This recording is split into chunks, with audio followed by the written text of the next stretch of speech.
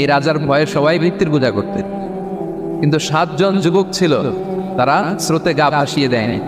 স্রোতের বিপরীতে তারা ঈমান নিয়ে দাঁড়িয়েছে। তারা ঈসা আলাইহিস সালামের রেখে যাওয়া সত্য ধর্মের উপর ঈমান এনেছেন, আখিরাতে তারা বিশ্বাস করত। এই 7 জন যুবকের কথা ছড়াতে ছড়াতে রাজা দাকিয়ানুসের কাছে চলে যায়। উনি তো রেগে মেগে ডেকে পাঠালো 7 জনকে। তাদেরকে জিজ্ঞেস করলো, তোমরা কাকে মানো? বলতেছে এক আল্লাহকে মানি। সাহসী, খুবই সাহসী। বলতেছে তুমি কি জানো তোমরা কার সামনে কথা বলতেছো? আমি তোমাদেরকে মৃত্যুদণ্ড দিতে পারি। তারা বলে দেন, কিন্তু আমরা সব বিসর্জন দিলেও ঈমান বিসর্জন দিতে পারবো না। যুবকরা চাইলে একটা সমাজকে পাল্টে দিতে পারে। এই পৃথিবীতে যত বড় বড় বিপ্লব হয়েছে এগুলো যুবকরাই এনেছে। তারা হচ্ছে সভ্যতা গড়ার কারিগর। আসহাবে কাহাফ আমাদের এই সময়ের নওজওয়ানদের জন্য প্রেরণা। তারা আমাদের জন্য প্রেরণার বাতিঘর। তারা যেমনি ঈমানকে রক্ষা করেছে, আমাদের যুবকরা চাইলেও তাদের ঈমানি চেতনাতে স্পিরিট দিয়ে সমাজটাকে পাল্টে দিতে পারে। কি বলেন? সূরা কাহাফ থেকে কিছু কথা আপনাদের সাথে আজকে শেয়ার করবো ইনশাআল্লাহ বিদিন। সূরা কাহাফের যে লেসনগুলো আছে, দ্য কি লেসন্স ফ্রম সূরা আল কাহাফ বা দ্য প্রাইম লেসন্স ফ্রম সূরা আল কাহাফ, এটা আপনাদের সাথে আমি শেয়ার করবো ইনশাআল্লাহ বিদিন। সূরা কাহাফ এটি মাক্কি সূরা, মক্কায় নাজিল হয়েছে। এটা কোরআনের একেবারে মিডলে অবস্থিত, 15 পারায়, কোরআনের 18 নম্বর সূরা।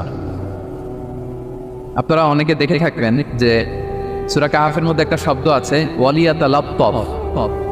যারা কোরআন পড়েছেন দেখে থাকবেন, না দেখলে আজকে বাসায় যে দেখবেন একটা শব্দ আছে ওয়ালিয়াতালাত্তাফ। দেখবেন কোরআনের মধ্যে এই শব্দটা বোল্ড করা, মোটা কালি দিয়ে লেখা bold. This is the middle of the holy Quran. এটা কোরআনের একেবারে মাঝখানে এই শব্দটা। এর আগে যত আয়াত তারপরে ঠিক তত আয়াত। সুবহানাল্লাহ বিহামদিহি। This is the middle of the holy Quran, এবং এটা সূরা কাহাফের মধ্যে আছে ওয়ালিয়াতালাত্তাফ শব্দটা আপনারা দেখেন। এবং এই সূরাটা নবুয়তের 5ম বৎসরে নাজিল হয়েছিল, আবিসিনিয়াতে হিজরতের পূর্বে। তখন সাহাবীদের উপর, নমুসলিম সাহাবাদের উপর কঠিন অত্যাচার চলতেছিল, ভয়ঙ্কর ধরনের অত্যাচার। তো এই সূরাটা নাজিল করে আল্লাহ তাআলা আমাদেরকে সান্ত্বনা দিলেন এবং বুঝাতে চাইলেন এই অত্যাচার, এই জুলুমের শিকার যদি তোমরাই হয়েছ না, এর আগেও হয়েছে অনেকে। 7 জন যুবক ছিল রোমান সাম্রাজ্যে, তারা তাদের ঈমান বাঁচানোর জন্য এরকম কষ্টের শিকার হয়েছিল, এবং তারা যে স্বপ্ন দেখেছিল সেই স্বপ্ন আল্লাহ তাআলা বাস্তবায়ন করেছেন। তো এই ঘটনাগুলো শুনিয়ে বেসিক্যালি মক্কার যে নও-মুসলিম সাহাবারা তাদেরকে আল্লাহ তাআলা সান্ত্বনা দিচ্ছিলেন যে ফ্রাস্ট্রেটেড হওয়ার কিছু নেই। ওয়ালা তাহিনু ওয়ালা তাহজানু ওয়া আনতুমুল আ'লাউনা ইন কুনতুম মুমিনিন। হতাশ হবে না, চিন্তিত হবে না, বিজয় তোমাদেরই হবে যদি তোমরা মুমিন হও, যদি তোমরা বিশ্বাসী হও, আমাদের ঈমানের দাবি যদি তোমরা সত্যবাদী হও। এই সূরাটা নাজিলের একটা প্রেক্ষাপট আছে। মক্কার কুরাইশরা কোনোভাবেই যখন রাসূল সাল্লাল্লাহু আলাইহি ওয়াসাল্লামকে দমাতে পারছিল না, তখন তারা প্ল্যান করলো যে আমরা মদিনাতে যেয়ে মদিনার ইহুদিদের কাছ থেকে কিছু জেনে আসি। কারণ মক্কাবাসীদের নবী, রাসূল, ওহী, আখিরাত এগুলোর ব্যাপারে কোনো ধারণা ছিল না। তো ফলে তারা কুরাইশরা নজর ইবনে হারিস এবং উকবা ইবনে আবি মুআইত এই 2 জনকে পাঠালো, তোমরা মদিনায় যাও, মদিনায় ইহুদিরা থাকে, ইহুদিদের কাছে তাওরাত নাজিল হয়েছিল। They have idea regarding prophets and afterlife, আখিরাত কি, নবী কি, এগুলোর আইডিয়া তাদের আছে। তো তাদের 2 জনকে পাঠালো যে তোমরা যে তাদের জিজ্ঞেস করো যে আমাদের জ্ঞাতি ভাইদের মধ্যে থেকে একজন তো নবী দাবি করে, সে কি আসলে নবী কিনা, আমরা কিভাবে বুঝবো? তো যেই চিন্তা সেই কাজ, তারা গেল মদিনাতে, মক্কা থেকে মদিনায়, যে খুলে বললো যে আমাদেরই এক ছেলে, আমাদেরই এক লোক বয়স 40 হওয়ার পর থেকে বলে আমি নবী, আমার কাছে ওহী আসে, আল্লাহ আমার কাছে বাণী পাঠায়, আর তিনি আমাকে বাণী বাহক করে পাঠিয়েছেন তোমাদের কাছে। এটা আসলে সত্য কিনা, আমরা একটু কনফিউশনে আছি। তো ইহুদিরা বলল তোমরা যে তাকে 3টি প্রশ্ন করবে, যদি উত্তর দিতে পারে বুঝবে সত্য নবী। 1 নম্বরে জিজ্ঞেস করবে যে মুহাম্মদ বলো তো আসহাবে কাহাফ কারা, আসহাবে কাহাফ সম্পর্কে তোমরা কি জানো? যে সূরাটার নাম সূরাতুল কাহাফ। কাহাফ মানে হচ্ছে কেইভ, গুহা, মানে গুহাবাসী। 7 জন যুবক এই গুহার ভিতরে আশ্রয় নিয়েছিল ঈমান বাঁচানোর জন্য। মুহাম্মদ তুমি যদি সত্য নবী হও বলো এই ঘটনাটা কি। 2 নম্বরে তাকে জিজ্ঞেস করবে জুলকারনাইন বাদশা সম্পর্কে কি জানেন, সে কিছু জানে কি। 3 নম্বর তাকে জিজ্ঞেস করবে মা হুয়া রূহ কি, যে লোকটা দেহে ঢুকলে মানুষ নড়ে চড়ে, প্রাণবন্ত একটা অ্যানিমেশন থাকে, এটা বের হয়ে গেলে সে ডেড বডি, লাশ হয়ে পড়ে থাকে। What is the origin of রূহ, স্পিরিট। এই 3টা প্রশ্নের উত্তর যদি জানে তাহলে আসলে সে সত্য নবী। তারা এসে জিজ্ঞেস করলো মুহাম্মদ বলো আসহাবে কাহাফ কারা, বলো জুলকারনাইন কে, বলো রূহ কি। এই 3টা প্রশ্নের উত্তর যদি করতে পারো তাহলে বুঝবে তুমি সত্য নবী। রাসূল সাল্লাল্লাহু আলাইহি ওয়াসাল্লাম বললেন ঠিক আছে যাও, আগামীকাল উত্তর বলে দিও। তিনি ইনশাআল্লাহ বলতে ভুলে গেলেন। রাসূল সাল্লাল্লাহু আলাইহি ওয়াসাল্লামের ধারণা ছিল প্রতিদিনই তো জিবরাইল কোরআনের আয়াত নিয়ে আসে, তো তারই ধারাবাহিকতায় আগামীকাল আসবে, আমি জিজ্ঞেস করে নিব এই 3টা প্রশ্নের উত্তর। তারপরের দিন সবাই এসে হাজির, কিন্তু জিবরাইল আলাইহিস সালাম আসেনি। রাসূল সাল্লাল্লাহু আলাইহি ওয়াসাল্লাম তো একটু বিব্রতকর পরিস্থিতিতে বললেন। তারা বললো তুমি তো আজকে অ্যাপয়েন্টমেন্ট দিয়েছো, ডেট দিয়েছো, বলো উত্তর বলো। রাসূল সাল্লাল্লাহু আলাইহি ওয়াসাল্লাম বললো আজকে না, আগামীকাল বলে দিলাম। রাসূল সাল্লাল্লাহু আলাইহি ওয়াসাল্লাম ইনশাআল্লাহ কথাটা মনে করতে পারতেছেন না। এরপরের দিনও তারা এসে হাজির দিবে, রাসূল সাল্লাল্লাহু আলাইহি ওয়াসাল্লাম উত্তর দিতে পারতেছেন না। তারপরের দিন এভাবে পিছাচ্ছে রাসূল সাল্লাল্লাহু আলাইহি ওয়াসাল্লাম, ডেট দিচ্ছেন। এভাবে 1 দিন 2 দিন 3 দিন না, 15 দিন। কয়দিন? এদিকে তো এই প্রশ্নের উত্তর জানার জন্য এখন 1-2 আসে না, দলে বলে কাফিররা আসে। কারণ রাসূল সাল্লাল্লাহু আলাইহি ওয়াসাল্লামকে এখানে অপমান করা যাচ্ছে, ছোট করা যাচ্ছে, হেয় করা যাচ্ছে। তারা এসে হাসাহাসি করে। আবু বকর, ওমর রাদিয়াল্লাহু আনহুকে বলে দেখো তোমরা না বলছো সত্য নবী, উনি সত্য নবী হলে তো প্রথম দিন উত্তর দিয়ে দিতে পারতো, পারে না কেন? এটা থেকে বোঝা যাচ্ছে তিনি আসলে মিথ্যাবাদ। 15 দিন রাসূল সাল্লাল্লাহু আলাইহি ওয়াসাল্লামের জন্য এত বিব্রতকর পরিস্থিতি আর ছিল না। 15 দিন পর আল্লাহ তাআলা আয়াত নাযিল করলেন, ওয়ালা তাকুলান্না বিশাইইন ইন্নী ফাইলুম যালিকা গাদা ইল্লা আইয়াশা আল্লাহ। অর্থাৎ হে নবী, ভবিষ্যতের কোনো কাজ যখন ওয়াদা দিবেন, কমিটমেন্ট করবেন, আপনি আইয়াশা আল্লাহ মানে ইনশাআল্লাহ বলা ছাড়া কখনো দিবেন না। রাসূল সাল্লাল্লাহু আলাইহি ওয়াসাল্লামকে শিক্ষা দেওয়ার মধ্যে দিয়ে বেসিক্যালি আল্লাহ তাআলা গোটা মুসলিম উম্মাহকে শিক্ষা দিলেন, আমাদেরকে শিক্ষা দিলেন, যাতে আমরা ভবিষ্যতের কাজের আগে ইনশাআল্লাহ বলি। রাসূল সাল্লাল্লাহু আলাইহি ওয়াসাল্লাম পেলেন। এরপর আল্লাহ তাআলা উত্তর জানিয়ে দিলেন, আম হাসিবতা আন্না আসহাবাল কাহফি ওয়ার রাকিমি কানু মিন আয়াতিনা আজাবা। টানা 2 পৃষ্ঠা উত্তর দিলেন আসহাবুল কাহফ কারা। তাওরাত, জাবুর, ইনজিলে কোথাও এত বিস্তারিত উত্তর নাই আসহাবে কাহফের ব্যাপারে। আল্লাহ তাআলা আল কাহফ, সূরাতুল কাহফ নামে গুহাবাসীদের নামে একটা সূরা দিলেন, বিস্তারিত 2 পৃষ্ঠায় বর্ণনা করলেন তারা কারা। কুরাইশ তো তাজ্জব বনে গেলেন, ঘটনায় মুহাম্মদের উত্তর কিভাবে জানেন? সে তো কারো কাছে পড়ে নাই, লেখে নাই, এই দেশের বাইরেও কোথাও যায় নাই। দ্বিতীয় প্রশ্ন ছিল যুলকারনাইনকে আল্লাহ আয়াত নাযিল করলেন, ওয়াসআলুনাকা আন যিল কারনাইন কুল সাআতলু আলাইকুম মিনহু যিকরা। টানা আল্লাহ তাআলা প্রায় 1.5 পৃষ্ঠা, 1 পৃষ্ঠারও বেশি যুলকারনাইনের ঘটনা শোনালেন। আর রূহের কথা শোনালেন সূরা আল ইসরাতে, ওয়াসআলুনাকা আনির রূহ কুলির রূহু মিন আমরি রাব্বি ওয়া মা উতীতুম মিনাল ইলমি ইল্লা কালিলা। রূহ এটা আল্লাহর স্পেশাল একটা অর্ডার, আল্লাহর আদেশে এটা ঢুকে আল্লাহর আদেশে বের হয়, এটা কেউ ছুতে পারে না, করতে পারে না, দেখতে পারে না, এটা আল্লাহর পক্ষ থেকে একটা মিরাকেল। 3টা প্রশ্নের উত্তর যখন আল্লাহ তাআলা দিয়ে দিলেন, রাসূল সাল্লাল্লাহু আলাইহি ওয়াসাল্লাম তাদেরকে সাবলীল ভাষায় শুনিয়ে দিলেন, তারা অবাক হয়ে গেল। এইটা হচ্ছে সূরাতুল কাহফ নাজিল হওয়ার প্রেক্ষাপট। এরকম একটা সিচুয়েশনে নবুয়তের 5ম বছরে আল্লাহ তাআলা এই সূরাটা নাজিল করেছেন। এই সূরার কিছু ফজিলত আছে। রাসূল সাল্লাল্লাহু আলাইহি ওয়াসাল্লাম জুমার দিনে এই সূরাটা আমাদেরকে তেলাওয়াত করতে বলেছেন। আপনারা তেলাওয়াত করেন তো? সূরা কাহফ যদি জেনে না থাকেন আজকে থেকে করবেন। রাসূল সাল্লাল্লাহু আলাইহি ওয়াসাল্লাম বলেছেন যে জুমার দিনে যে এই সূরা কাহফ তেলাওয়াত করবে, মান ক্বারা সূরাতাল কাহফি ফি ইয়াউমিল জুমআতি আদাআ লাহু মিনান নূরি মা বাইনাল জুমআতাইন। 2 জুমার মাঝখানে আল্লাহ তাআলা এই জুমার সময়টাকে তার জন্য আলোকিত করে দেয়। কি করে দেয়? আলোকিত করে দেয়। একটা নূর তার জন্য সেট করে, এই নূর তাকে হেদায়েতের পথে অবশিষ্ট রাখে। এটা হচ্ছে একটা। তাহলে জুমার দিন আমরা সূরা কাহফ তেলাওয়াত করব, মনে করি এটা সুন্নাহ। জুমার দিনের সুন্নাহগুলোর মধ্যে থেকে একটা সুন্নাহ হচ্ছে সূরা কাহফ তেলাওয়াত করা। আবার আরেকটা হাদিসে রাসূল সাল্লাল্লাহু আলাইহি ওয়াসাল্লাম বলেছেন, মান হাফিযা 10 আয়াতিন মিন আউয়ালি সূরাতিল কাহফি উসিমা মিন ফিতনাতিদ দাজ্জাল। যে ব্যক্তি সূরা কাহফের প্রথম 10 আয়াত মুখস্থ করবে সে দাজ্জালের ফিতনা থেকে মুক্তি পাবে। কিভাবে? দাজ্জালের নাম তো আপনারা শুনেছেন, ভয়ঙ্কর ডেঞ্জারাস একটা ক্যারেক্টার। পৃথিবীর শুরু থেকে শেষ পর্যন্ত এর চেয়ে বড় ফিতনা আসেনি, আসবেও না। দাজ্জালের ফিতনা, সে তার এক চোখ থাকবে, আরেক চোখ এরকম বন্ধ থাকবে, এখানে লেখা থাকবে কাফারা। কোনোভাবেই তাকে দমানো যাবে না, হত্যা করা যাবে না। আল্লাহ নবী ঈসা আলাইহিস সালাম তাকে হত্যা করবেন। তো যে ব্যক্তি সূরা কাহফ তেলাওয়াত করবে, সূরা কাহফের প্রথম 10 আয়াত বিশেষ করে মুখস্থ রাখবে, আল্লাহ তাআলা উসিমা মিন ফিতনাতিদ দাজ্জাল, দাজ্জালের ফিতনা থেকে তাকে বাঁচাবেন। তা আমরা দাজ্জালের ফিতনা থেকে বাঁচতে চাই কি চাই না? আমরা যেন সূরা কাহফের প্রথম 10 আয়াত মুখস্থ করি, সূরা কাহফ যেন জুমার দিনে আমরা তেলাওয়াত করি। So now the question arises, what is the relationship of Suratul Kahf with Dajjal? দাজ্জালের সাথে সূরা কাহফের রিলেশনটা কেন কি? একটা মেকানিজম তো এখানে আছে। এত সূরা থাকতে রাসূল সাল্লাল্লাহু আলাইহি ওয়াসাল্লাম কেন বললেন যে সূরা কাহফ পড়লে দাজ্জালের ফিতনা থেকে বাঁচবে? কারণ কি? এর কারণ হচ্ছে দাজ্জাল আমাদেরকে যে সমস্ত জিনিস দিয়ে ফিতনায় ফেলবে ওই ফিতনাগুলোর সলিউশন আল্লাহ তাআলা সূরা কাহফের ভিতরে রেখে দিয়েছেন।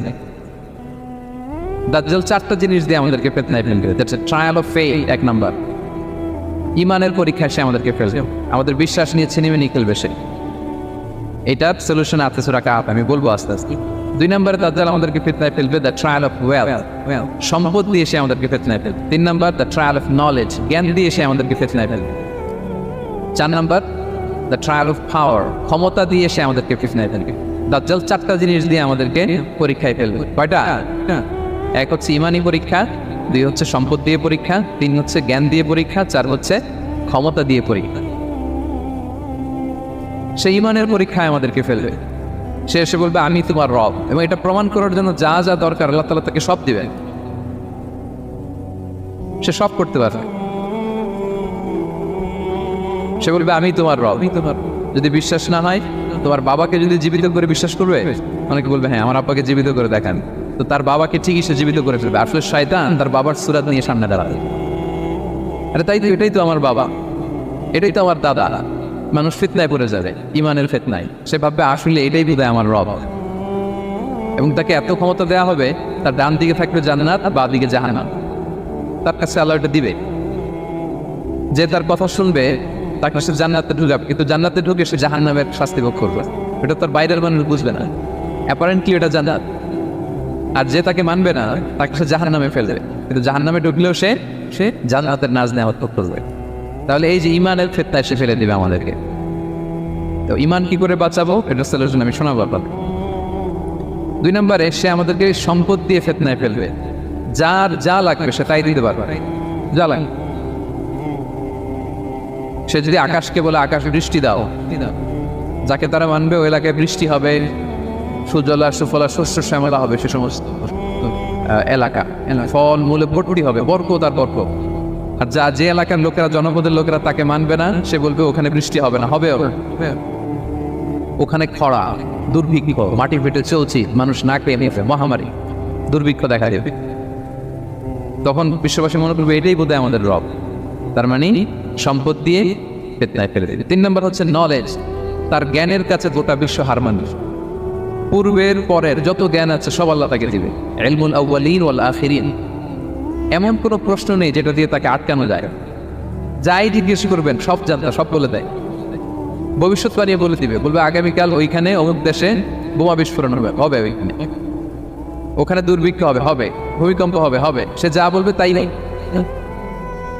তার জ্ঞানের এই বহর দেখে মানুষ ফিতনায় পড়ে যায়। 4 নম্বর হচ্ছে দ্য ট্রায়াল অফ পাওয়ার, ক্ষমতা। তার ক্ষমতার সামনে সব কিছু একেবারে ছিন্ন বিচ্ছিন্ন হয়ে যাবে, এত ক্ষমতা হবে তার। সে যেমনটি বলবে তেমনটি ঠিক করবে। বাতাসের সে দ্রুত বেগে সে এক দেশ থেকে আরেক দেশে চলে যাবে। তো তার এই সমস্ত অলৌকিক ক্ষমতা দেখে মানুষ ফিতনায় পড়ে যাবে। এবং এই ফিতনা, এই পরীক্ষার মুহূর্তগুলোতে মানুষ কিভাবে নিজেকে ধরে রাখবে তার সলিউশন আল্লাহ তাআলা সূরা কাহফে দিয়েছে। এই 4টা ফিতনা থেকে বাঁচার জন্য আল্লাহ সূরা কাহফে 4টা ঘটনা উল্লেখ করেছে। কয়টা? 1 নম্বর হচ্ছে আসহাবে কাহফ, যুবকদের ঘটনা, 7 যুবকদের ঘটনা। ইমান কি করে বাঁচাবেন, সলিউশন ওখানে।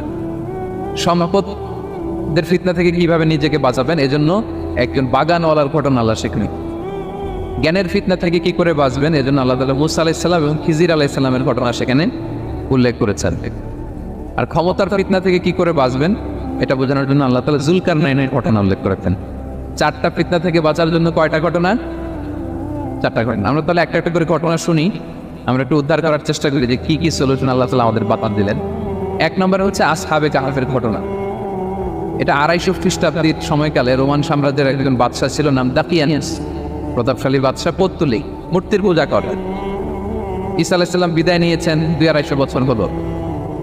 তো সব নবীর ধর্মই কিন্তু ইসলাম, যদিও আমরা নাসারা বলি, ইয়াহুদি বলি, সব নবীদের ধর্মই কি ইসলাম। তো তিনি ছিলেন পৌত্তলিক, মূর্তির পূজা করত।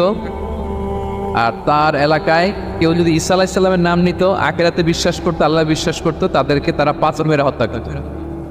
এজন্য ভয়ে কেউ ঈসাই ধর্মে ঈমান আনত না, মানে ইসলামে ঈমান আনত না। এই রাজার ভয়ে সবাই মূর্তির পূজা করত। কিন্তু 7 জন যুবক ছিল, তারা স্রোতে গা ভাসিয়ে দেয়নি, স্রোতের বিপরীতে তারা ঈমান নিয়ে দাঁড়িয়েছে। তারা ঈসা আলাইহিস সালামের রেখে যাওয়া সত্য ধর্মের উপর ঈমান এনেছিল, আখিরাতে তারা বিশ্বাস করত। তো এই 7 জন যুবকের কথা ছড়াতে ছড়াতে রাজা দাকিয়ানুসের কাছে চলে যায়। উনি তো রেগে মেগে ডেকে পাঠালো 7 জনকে।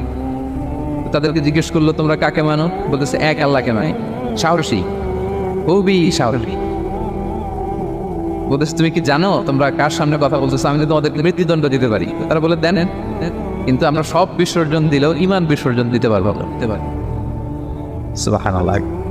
তুমি বললে তোমরা যুবক মানুষ, রক্ত গরম, আবেগে কথা বলতেছো, 3 দিন সময় দিলাম, যাও যাও, ঈসার নাম ভুলে যাও, আখেরাত ভুলে যাও, আল্লাহর নাম ভুলে যাও। 3 দিন পরে তোমাদেরকে আবার ইন্টারভিউ নেব। ওই দিন যদি একই কথা বলো, পাথর মেরে শয়তানকে দুনিয়া থেকে উড়িয়ে দিবে। তারা চলে গেল। এবার 7 বন্ধু মিলে পরামর্শ করতে লাগলো, কি করতে পারি আমরা, এই গুণের সমাজকে আমরা কিভাবে বাঁচাবো, এই পৌত্তলিকতার ছবল থেকে এই ইফসিস নগরীকে বাঁচাবো কি করে। নগরীটার নাম ছিল ইফসিস নগরী। বর্তমানে এটা তুরস্কের ইজমির শহরে অবস্থিত। এখনো জায়গাটা প্রত্নতাত্ত্বিকদের ওই ইয়েতে এটা সংরক্ষিত, এখনো টুরিস্টরা যায়। তো তারা বললো আমরা ইমান বিসর্জন দিব না, যদি আমরা ওদের কথা মেনে নিই আমরা তো মুশরিক হয়ে গেলাম। চলো আমরা এক কাজ করি, আমরা এলাকা ছেড়ে দিই। এই 7 যুবক আল্লাহর উপর ভরসা করে তারা বাড়ি ঘর আত্মীয় স্বজন সব ছেড়ে দিয়ে লোকালয় ছেড়ে দূরে একটা পাহাড়ের ভেতরে আশ্রয় নিল। পাহাড়ের ভেতরে একটা গুহা ছিল। এই গুহা কি আরবিতে বলে আল কাহার। কি বলে বলে এই সূরার নাম কি? সূরাতুল কাহার। তো তাদের সাথে সাথে একটা কুকুরও যাচ্ছে। তারা বারবার তাড়িয়ে দেওয়ার চেষ্টা করতেছিল কুকুরটাকে যাতে না যায়, কিন্তু এই কুকুর শুধু কান্না করে তার সাথে যাওয়ার জন্য ঘেউ ঘেউ করতেছিল। এই কুকুরটাকেও সাথে নিলেন। ভালো মানুষদের সাথে থাকলে কি হয় দেখেন, এই কুকুরের কথা, যেহেতু 7 জন ইমানদারের সাথে একটা কুকুর ছিল, এই কুকুরের কথা আল্লাহ সূরাতুল কাহফে উল্লেখ করে দিয়েছেন। কালবুহুম বাসিতুন যিরাআইহি বিল ওয়াসি। তো তারা ভিতরে গেল, যে প্রচন্ড ক্লান্ত, তারা ঘুমিয়ে পড়ল। কি করলো? এই এক ঘুমে আল্লাহ 309 বছর কাটাই দিলেন। 9 বছর? 9 বছর গম প্রচন্ড গম যেন আর কাটা না। 309 বছর পরে এরা জাগি, এখন খুব ক্ষুধা ঘুমে আর ভাঙতেছে। আর একজন জিজ্ঞেস করতেছে কি লম্বা সময় ঘুম দিলাম বোধহয় আমরা। একজন বলতেছে হ্যাঁ মানুষ সারাদিনই ঘুমাইছে আমরা। আরেকজন বলতেছে না না সারাদিন না, দিনের কিছু অংশ হয়তো ঘুমাইছি। আসলে কয় বছর ঘুমাইছে? 309 বছর। তো এদিকে সভ্যতাটা তো চেঞ্জ। এখানে ওই দাকিয়ানুস মরে, এর ছেলে মরে, এর নাতি মরে, পুতি মরে, এখন 6ষ্ঠ নম্বর রাজা আসছে। প্রজন্মের পর প্রজন্ম তো শেষ। 309 বছর কমপক্ষে 4-5 জেনারেশন চেঞ্জ হবে। তো জেনারেশন চেঞ্জ হয়ে এলাকা চেঞ্জ হয়ে তারা যে স্বপ্ন দেখেছিল এই ইফসিস নগরীতে কালিমার পতাকা উঠবে, তাদের স্বপ্ন আল্লাহ বাস্তবায়ন করেছে। 309 বছরের ব্যবধানে এই এলাকার সবাই মুসলিম হয়ে গেছে। আল্লাহ চাইছিলেন ওদেরকে দেখাবে এটা, যে স্বপ্নটা যে বাস্তবায়ন হয়েছে এটা দেখাবে। তো ঘুম থেকে উঠছে, একজনকে তারা বললো যে লুকায় লুকায় চাদর মুড়ি দিয়ে কিছু রুটি নিয়ে আসো বাজার থেকে, যাতে তোমাকে না চিনে। চাদর মুড়ি দিয়ে যাও। কিছু পয়সা ছিল, মুদ্রা দিয়ে দিস। তো সে যে যখন দোকানদারের কাছ থেকে রুটি নিয়েছে আর মুদ্রা দিছে, দোকানদার বলে এই মুদ্রা থেকে আসলো। 309 বছর আগে মালয়েশিয়াতে রিঙ্গিট ছিল কিনা জানি না, যেভাবে ওরা ট্রানজাকশন করতে পারে যেটা ছিল, ওইটা যদি এখন কেউ দেয় রাজধানী বিলাসে খাবার পাওয়া যাবে। হ্যাঁ হ্যাঁ। তো রুটিওয়ালা বলে তুমি বর্তমান সময়ের মুদ্রা দাও, এটা দিচ্ছ কেন? বলতেছে এটা তো বর্তমান সময়ের মুদ্রা। বলতেছে এই যে মুদ্রার মধ্যে দেখো কোন সালের সিল দেওয়া, এটা তো শত শত বছর আগে। বলতেছে কি বলে শত বছর আগে? আমি তো আজকে সকালেই বাজার করলাম, ওই বাজার করে যে টাকা কিনেছিল ওইটাই তো পকেটে। বলতেছে বলে কি? নিশ্চয়ই তুমি গুপ্তধনের সন্ধান পেয়েছে, হিডেন ট্রেজার। বলো, মানে তার সাথে এদের কথাবার্তা কিছু মিলতেছে না। পরে তাকে ধরে ওই সময়কার রাজার কাছে নিয়ে গেছে। ওই রাজা আবার মুসলিম, সবাই মুসলিম সবাই। সে যা বলে এরাও কেউ বিশ্বাস করে না, এরাও যা বলে এও বিশ্বাস করে না। আর এলাকা এর বাড়িঘর আসবে থেকে, এর নাতি পুতি যা আছে 5-6 পুরুষ তো মরে সবাই কবরে। তখন তার কথা শুনে সবাই অবাক। তো এটা মিলানোর জন্য তারা 309 বছর আগে দাকিয়ানুস বাদশার সরকারি যে নথিপত্র, ওই পুরাতন ছিঁড়া নথিপত্র তারা বের করলো। বের করে দেখেন ঠিকই দাকিয়ানুস নামে এক বাদশা ছিল, আর অনেক শত শত বছর আগে মোস্ট ওয়ান্টেড 7 জন যুবক ছিল যাদের ব্যাপারে এক্সিকিউশনের অর্ডার ছিল। এখন দেখে তারা অবাক। লম্বা ঘটনা আমি শর্ট করে বলতেছি। পরে সবাই মিলে তাকে সহ ওই গুহায় গেল। গুহায় যাওয়ার পরে সে বাকিদেরকে ডাকতে গুহার ভেতরে ঢুকলো। আল্লাহ তাআলা শয়তানকে ওইখানে মৃত্যু দিয়ে দিলেন। চিরকালের জন্য এই শয়তান ঘুমায় ফেললো। আর এলাকাবাসী রাজা সহ ওইখানে তারা একটা মসজিদ নির্মাণ করলেন। This is the story of আসহাবে কাহাফ। তো এলাকাবাসী যদিও মুসলিম হয়েছিল, কিন্তু আখিরাতের ব্যাপারে তাদের একটা সন্দেহ ছিল যে আসলে মানুষ মরার পরে কি আবার জীবিত হবে, মৃত্যুবরণ করার পরে আবার মানুষ জীবিত হবে। তাদের মনের মধ্যে একটা সন্দেহ ছিল যে আসলে মারা গেলে মানুষ আবার উঠতে পারে। তো তাদের এই সন্দেহ দূর করার জন্য আল্লাহ তাআলা এই 7 জনকে 309 বছর ঘুম পাড়িয়ে আবার জীবিত করলেন। সুবহানাল্লাহ।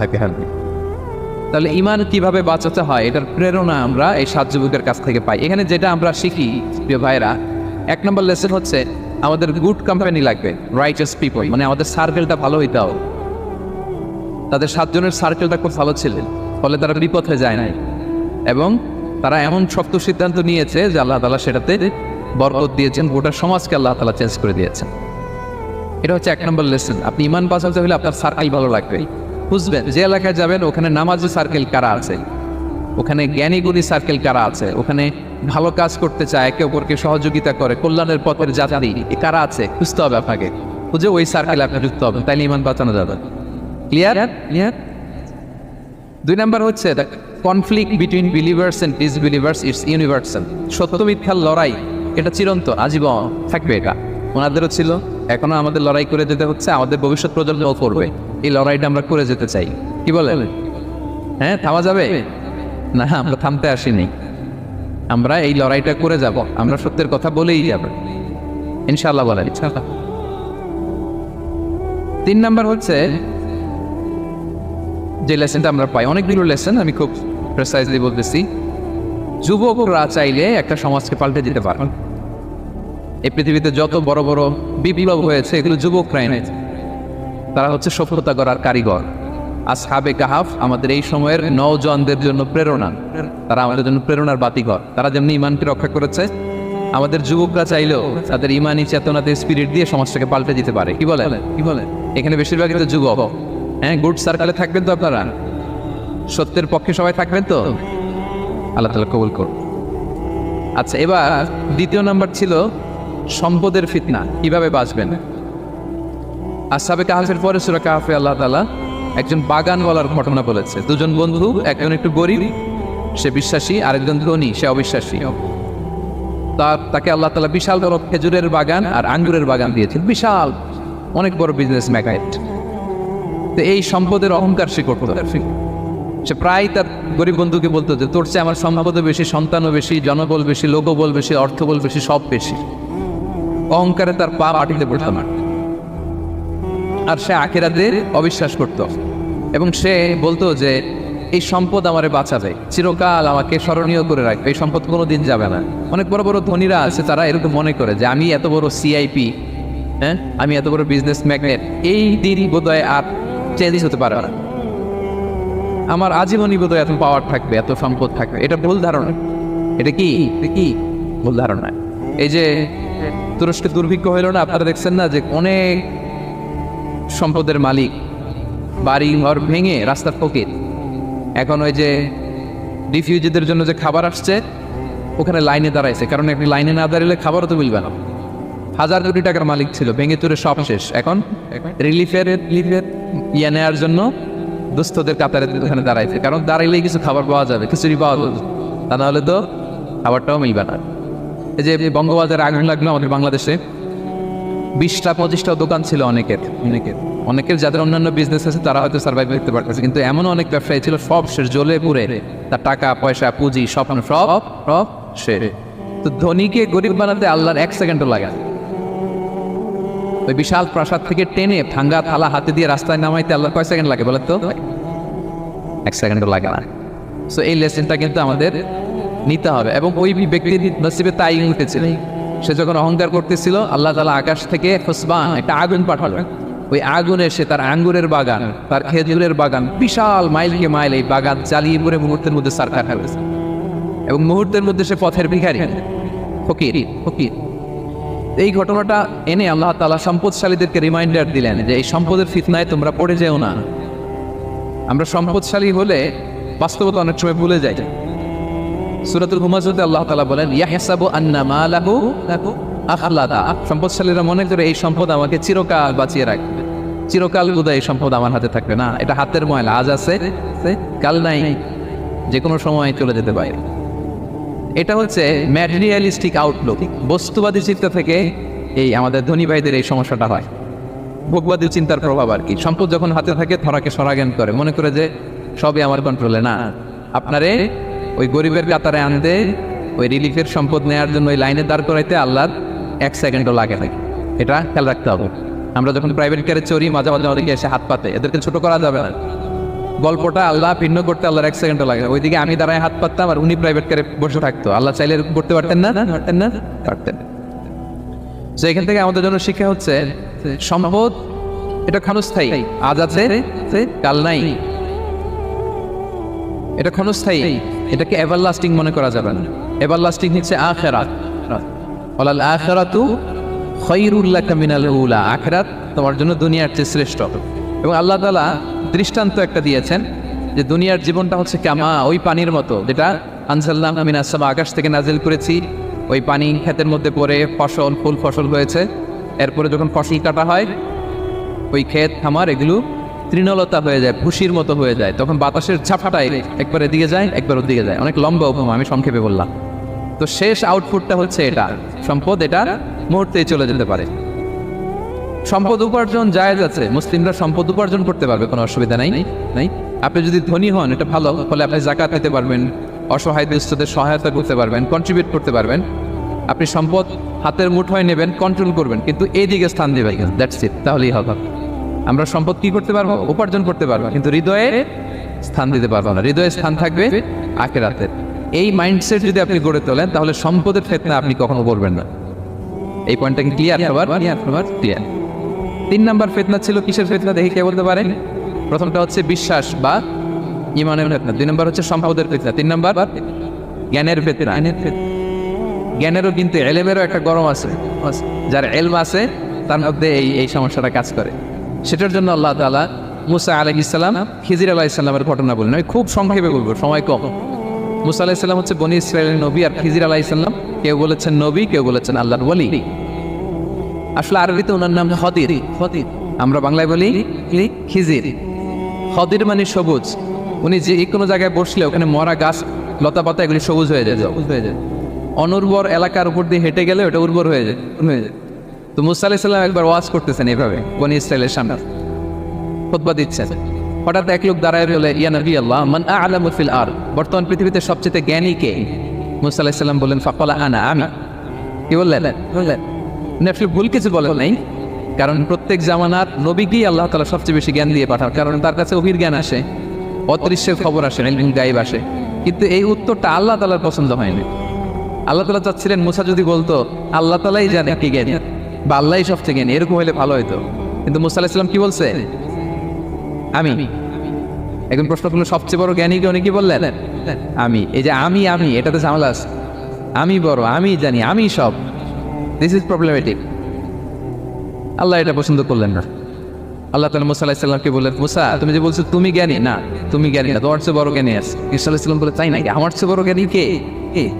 তো আল্লাহ তাআলা বললেন, ইযহাব ইলা মাজমাইল বাহরাইন, 2 সাগর বা 2 নদীর মিলনস্থলে যাও, ওখানে আমার এক বান্দা আছে তোমার চেয়েও জ্ঞানী। মুসা আলাইহিস সালাম বললেন, তাই নাকি?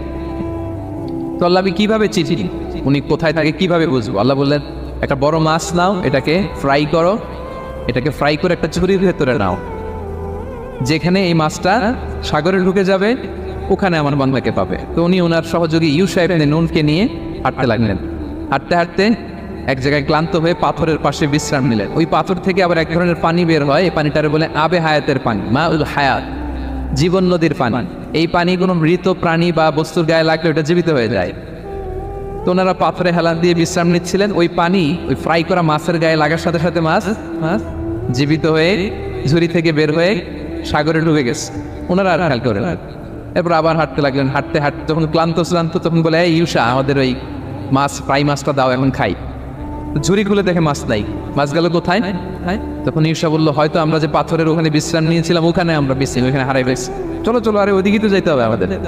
উনি গেলেন, যে দেখে মাছ যে জীবিত হয়ে বালুর দিকে নাড়াচাড়া করতে করতে সাগরে ঢুকে গেছে, ওখানে দাগ আছে। মুসা আলাইহিস সালাম ঢুকলেন সুরঙ্গ, ঢুকে দেখে চাদর গায়ে দিয়ে এক লোক শুয়ে আছে। সালাম দিলেন, আসসালামু আলাইকুম। ওই লোক চাদর আর সরায় না, ভিতর থেকে বলতেছে ওয়ালাইকুম আসসালাম। তো চাদরের ভিতর থেকে উনি বলে, মানা, তুমি কে? মুসা আলাইহিস সালাম বললেন আনা মুসা, আমি মুসা। উনি বলেন মুসা বনি ইসরাইলের মুসা? বলেন হ্যাঁ। কেন এসেছো? এবার চাদর খুললেন, বলতেছে আপনার কাছ থেকে কিছু শিখতে আসছি। আল্লাহ বলছে আপনি নাকি সবচেয়ে বড় জ্ঞানী। আমি ভুল করে বলে ফেলছিলাম আমি, আল্লাহ বলছেন যে আপনি নাকি জ্ঞানী। বলতেছে না, তুমি আমার জ্ঞান নিতে পারবা না, ওই ধৈর্য শক্তি তোমার নাই। মুসা আলাইহিস সালাম বললেন যে আপনি যে কোনো শর্তে আমাকে একটু রাখেন কয়েকদিন আপনার সাথে, আমি রাজি। বললেন না তুই পারবা না। মুসা আলাইহিস সালাম জোর করতে লাগলেন। অবশেষে খিদির আলাইহিস সালাম রাজি হলেন। বললেন শর্ত হচ্ছে আমি যাই করি আর না করি আমাকে কোনো প্রশ্ন করা যাবে না। মুসা আলাইহিস সালাম বললেন ওকে। সফর শুরু হলো। সামনে নদী, এক লোক তাদের নৌকা দিয়ে নদী পার করাই দিল। নদী পারাপারের পর খিজির আলাইহিস সালাম লাঠি দিয়ে নৌকার তলাটা ছিদ্র করে দিলেন। মুসা আলাইহিস সালাম বললেন ইন্নালিল্লাহ, এটা আপনি কি করলেন? ওরা আমাদেরকে নদী পার করে দিল, আর যে ভাড়াটা আসছিল এটাও নিল না, আমাদেরকে সম্মান দেখলো, আপনি নৌকা ছিদ্র করে দিলেন। খিজির আলাইহিস সালাম বলছে এই যে আমি বলছিলাম না তুমি ধৈর্য ধারণ করতে পারবো না, যাও তোমার রাস্তায় তুমি আমার রাস্তায় আনো। মুসা আলাইহিস সালাম আবার ক্ষমা চাচ্ছেন যে আপনি আমার ক্ষমা করেন, আমি তো ভুলে গেছি। আর প্রশ্ন চলতে লাগলেন। হঠাৎ বাচ্চারা খেলতেছে, এক বাচ্চাকে ধরে হত্যা করলেন খিজির আলাইহিস সালাম। এবার তো মুসা আলাইহিস সালাম রেগে গেছে, আপনি করলেন নিষ্পাপ ফুলের মতো শিশুকে হত্যা করলেন। খিজির আলাইহিস সালাম বলে এই যে আমি জানতাম যে তুমি ধৈর্য ধারণ করতে পারবে না, তোমার রাস্তা এক আমার রাস্তা এক, যাও। এবার মুসা আলাইহিস সালাম করজোর যে this is the last chance, একটা ফাইনাল চান্স দেন, একটা সুযোগ দেন, আর আমি প্রশ্ন করবো, এটাই লাস্ট। বললেন ওকে ঠিক আছে। হাঁটতে হাঁটতে এক ইহুদি বসতির সামনে যে হাজির, দুজনেই খুব ক্ষুধার্ত, খাবার চাইলো, এরা আবার কৃপণ, খাবার দিল না। তো খিজির আলাইহিস সালাম বললেন ঠিক আছে খাবার যদি দিচ্ছেন আমরা চলে যাই। যাওয়ার পথে দেখতেছে এই এলাকার একটা দেয়াল ভেঙে পড়ে যাবে। উনি বললেন মুসা চলো এটা ঠিক করে দেই। দুইজন মিলে প্রচন্ড ক্ষুধায় এটা সেটা এনে দেয়ালটা দড়ি। মুসা আলাইহিস সালাম তো এমনি রাগী, পেটে আবার ক্ষুধা, আবার বলছে কিছু বলাও যাবে না। তিনি এবার প্রশ্ন করেন, বলতেছেন ওরা এত কিপটামি করলো আর আপনি এটা করে দিলেন, আপনি তো চাইলে এটার টাকা নিতে পারতেন, পারিশ্রমিক নিতে পারতেন চাইলে। এই কথা বলার পর খিজির আলাইহিস সালাম বললেন হাদা ফিরাকু বাইনি ওয়া বাইনি, এখানেই তোমার আর আমার সেপারেশন, আর সামনে আগানো যাবে, তোমার কোনো ধৈর্যই নেই। তো এতটুকু তোমাকে আমি বলি যে আমি একটাও আল্লাহর আদেশ ছাড়া করি নাই, আল্লাহর আদেশে আমি করেছি। কি এক নম্বর হচ্ছে ওই যে আমাদের ভাড়া নিতে চাইলো না, আমাদেরকে পার করে দিল, নৌকাটা ছিদ্র করেছে কারণ এই এলাকায় একজন জালিম বাদশা আছে, সে নৌকা পেলেই গরিব মাঝিদের নৌকা সৃষ্টি করে নিয়ে যায়। তো এটাকে যখন তলায় ছিদ্র করে দিছি, রাজার লোকেরা এসে দেখবে যে এটা তলা ছিদ্র, পানি হচ্ছে, এটা নেবে না, ওরা পরে সামহাও এটা রিপেয়ার করে চালাইতে পারে না। মুসা আলাইহিস সালাম বলে সুবহানাল্লাহ, তাই তো, এটা তো আমি বুঝতে পারি নাই। আর ওই ছোট শিশুটাকে হত্যা করছি, ও অনেক বড় জালিম হবে এলাকা, তার ফিতনায় এলাকাবাসী তটস্থ থাকবে, সে তার মা বাবাকেও জাহান্নামে নেবে, এজন্য আল্লাহ তাআলা আদেশ দিয়েছেন আমাকে, আল্লাহর আদেশে আমি তাকে হত্যা করেছি। মুসা আলাইহিস সালাম বললেন তাই তো, এটা তো অনেক ভালো কাজ করছেন, তাইলে বলতেছে তাহলে ওইটা বলেন, খাবারও দিল না, এত কৃপণ, এদের দেয়াল কেন ঠিক করতে গেলেন আপনি? তখন তিনি বললেন যে আসলে এটা একটা ইয়াতিমদের ঘর ছিলেন, দুইটা ইয়াতিম শিশু, তাদের বাবা মা খুব ভালো ছিলেন, আর এই দেয়ালের নিচে আসে গুপ্তধন, এই দেয়ালটা পড়ে যাবে, এই গুপ্তধন তারা ছোট মানুষ নিতে পারবে না, এলাকাবাসী তাদেরকে বঞ্চিত করে নিয়ে যাবে। আমি দেয়াল গড়ে দিলাম যাতে করে তারা যখন প্রাপ্তবয়স্ক হয় নিজেদের সম্পদ নিজেরা বুঝে নিতে পারে। সুবহানাল্লাহি ওয়া বিহামদিহি। মুসা আলাইহিস সালাম বলে তাই তো, এগুলো তো আমি বুঝতে পারি নাই। তো এই ছিল খুব সংক্ষিপ্ত পরিসরে মুসা আলাইহিস সালাম খিজির আলাইহিস সালামের ঘটনা। বিষ্ণু সাল্লাল্লাহু আলাইহি ওয়াসাল্লাম জিহাদের ময়দানে যখন যেতেন তখনও আল্লাহর নামের তাকবীর দিতেন। বিষ্ণু বলতেন আল্লাহু আকবার খারিবাত খাইবার। ইহুদিদের একটা দুর্গকে যখন বিশ্বনবী একেবারে ড্যামলিশ করে দিবেন, ওই জেহাদে যখন মিলিটারি নিয়ে উনি অ্যাটাক করবেন, অ্যাটাকের শুরুটাই ছিল আল্লাহর নামে। বিষ্ণু বলেছিলেন আল্লাহু আকবার খারিবাত খাইবার, আল্লাহর নামে, আল্লাহ সুমহান, তার নামে এই খায়বারের দুর্গ আমরা ভেঙে দিব, আলহামদুলিল্লাহ পড়েন। যে কোনো যুদ্ধে বেরোলে বিশ্বনবী কার নাম পড়তেন? সফরে বেরোলে কার নাম পড়তেন? সফর থেকে ফিরে আসলে কার নাম? আজানে কার নাম? জিকিরে কার নাম? প্রথমে কার নাম? শেষে কার নাম? আল্লাহ এমন আল্লাহ, হুয়াল আউয়াল ওয়াল আখির ওয়াল যাহির ওয়াল বাতিন ওয়া হুয়া বিকুল্লি শাইইন আলিম। আল্লাহ বলে আমি প্রথম, আমি শেষ, আমি প্রকাশ্য, আমি গোপন, সূচনাহীন অতীত থেকে আমি আল্লাহ আছি, শেষহীন সীমাহীন ভবিষ্যৎ পর্যন্ত আমি আল্লাহ থাকবো। চিল্লা এখন ঠিকিরা। ওনার কোনো লয় নাই, ওনার কোনো ক্ষয় নাই, উনি অব্যয়, উনি অক্ষয়, উনি সদা জাগ্রত, সদা সজাগ, ওনার কোনো ঘুম নাই, ওনার কোনো তন্দ্রা নাই। সুবহানাল্লাহ পড়েন। লা তাখুযুহু সিনাতু ওয়ালা নাওম, never sleep or slumber overtakes him. আল্লাহর ঘুমে তো ধরেই না, ঘুমের আগে যে তন্দ্রা ধরে ওইটাও ধরে না। সাইয়েদনা মূসা আলাইহিস সালাম আল্লাহকে জিজ্ঞেস করলেন, ইয়া রাব্বি, মাইকম্যান কোন দিকে? দেখা যায় না আমারে? আরেকটু সাউন্ডটা বাড়াতে হবে, তোমার সাউন্ডটা আরেকটু স্ট্রং করতে হবে। তোমার মাইকের নাম কি? হ্যাঁ, ভুলে গেছে ও, ভুলে গিয়ে কই? রায়হান, রায়হান মাইক তুমি আরেকটু স্ট্রং করো, সাউন্ডটা আরেকটু স্ট্রং করো যাতে আমাদের কথা বলতে সুবিধা হয়। মূসা আলাইহিস সালাম আল্লাহকে জিজ্ঞেস করলেন, ইয়া রাব্বি, সাউন্ড আরো কমে গেছে তাই না? বাড়ছে একটু? রায়হান কই রে ভাই, আরেকটু বাড়াও সাউন্ড। সাইয়েদনা মূসা আলাইহিস সালাম জিজ্ঞেস করলেন, ইয়া রাব্বি আয়াগলিবুকান নাওমু, আল্লাহ আপনার কি ঘুমে ধরে না? সুবহানাল্লাহ পড়েন। আয়াগলিবুকান নাওমু, আপনার কি ঘুমে ধরে না? আপনার উপর কি ঘুম বিজয় লাভ করে না? আমি তো সারাদিন কাজ করার পরে আমার ঘুমে ধরে। আমি সারাদিন রাখালগিরির কাজ করি, ছাগল চড়াই। পৃথিবীর সব নবীরা ছাগল চড়াতেন। মা মিন নাবিয়্যিন ইল্লা রাআল গানাম, পৃথিবীতে এমন কোনো নবী নাই যেই নবী মেষ চড়ায় নাই, বকরি চড়ায় নাই। সুবহানাল্লাহ পড়েন। সাহাবারা বললেন, ইয়া রাসূলুল্লাহ, আপনিও মেষ চড়িয়েছেন? বিষ্ণু বললেন, হ্যাঁ আমিও মেষ চড়িয়েছি। আমি তো অল্প কিছু টাকার বিনিময়ে মক্কাতে ছাগলগুলো চড়াই দিতাম। সুবহানাল্লাহ পড়েন। তো মূসা আলাইহিস সালাম বললেন, আল্লাহ আয়াগলিবুকান নাওম, আল্লাহ আপনার কি ঘুমে ধরে না? আল্লাহ বললেন, কোনো কথা বলা যাবে না, দুইটা গ্লাসের ভেতরে পানি নাও আর পানি ভর্তি গ্লাস নিয়ে তুর পাহাড়ের উপরে দাঁড়াও। সাইয়েদনা মূসা আলাইহিস সালাম দাঁড়ালেন। আল্লাহরে আবার জিজ্ঞেস করলেন, আল্লাহ আমি জিজ্ঞেস করলাম কি আর আপনি করতে বললেন কি? আল্লাহ বললেন, কথা বলো না, যা বলেছি তাই করো। আল্লাহর সাথে বেশি কথা চলে না, তিনি সব রাজার বড় রাজা, মহারাজা। চিল্লা এখন ঠিক কিরা? তো মূসা আলাইহিস সালাম কিছু বলতে পারে না, পানি নিয়ে দাঁড়িয়ে রইলেন। মূসা আলাইহিস সালামকে আল্লাহ বললেন, তুমি দাঁড়িয়ে থাকো। আর ঘুম রে বললেন, ঘুম তুই মূসারে ধর। ঘুম যে এবার সাইয়েদনা মূসা আলাইহিস সালামকে ধরেছে। উনি ঘুমের ধাক্কায় আর থাকতে পারেন, একবার ডানে যায় আরেকবার বায়ে যায়। ঘুমের ধাক্কায় হঠাৎ করে কাত হয়ে পড়ে যায় আর গ্লাসগুলো মাটিতে পড়ে খান খান হয়ে ভেঙে যায়। আল্লাহ ডেকে বললেন, মূসা বেশি কিছু হেফাজতের তো দায়িত্ব দেয় নাই, শুধু দুইটা গ্লাস হেফাজতের দায়িত্ব দিয়েছে। ঘুমের কারণে এগুলোর হেফাজত করতে পারো নাই, ভেঙে খান খান হয়ে গিয়েছে। আমি যদি তোমাদের মতো ঘুমিয়ে যেতাম তাহলে পৃথিবীর সাথে সূর্য লেগে, সূর্যের সাথে চন্দ্র লেগে গোটা মহাবিশ্বটা এভাবে গ্লাসের টুকরার মতো খান খান হয়ে যেত রে মূসা। এজন্য লা তাখুযুহু সিনাতু ওয়ালা নাওম, আমার ঘুমেও ধরে না, ঘুমের আগে যে তন্দ্রা আসে ওইটাও ধরে না। Never sleep or slumber overtakes him, আল্লাহর ঘুমও নাই, তন্দ্রাও নাই। সুবহানাল্লাহ পড়েন। এজন্য ওই আল্লাহর জিকির বেশি বেশি করার দরকার আছে না নাই? দুদিনের দুনিয়া, অল্প কয়েকটা বছরের ব্যবধানেই তোমার চুল পাকতে শুরু করবে, তোমার এই রক্ত গরম শরীরটাও ঠান্ডা হয়ে যাবে, তোমার আশেপাশে আর কেউ ঘুরবে না, কেউ তোমারে ডাকবে না, কেউ তোমারে গুনবে না। চিল্লায় বলেন ঠিক কিনা? এজন্য কিয়ামতের দিন বিশ্বনবী বলেন, বনি আদম 5টা প্রশ্নের উত্তর না দিয়ে কেউ পা নাড়াতে পারবে না। এর মধ্যে একটা প্রশ্ন হলো, যৌবন বয়সটা তুমি কেমন কাজে লাগিয়েছো? যৌবন বয়সে কি ইসলামের পক্ষে স্লোগান দিয়েছো নাকি আমার বামপন্থীদের দলে গিয়েছো? ঠিক কিনা? যৌবন বয়সে কি তাফসির মাহফিলে গিয়েছো নাকি মমতাদের গানের কনসার্টে গিয়েছো?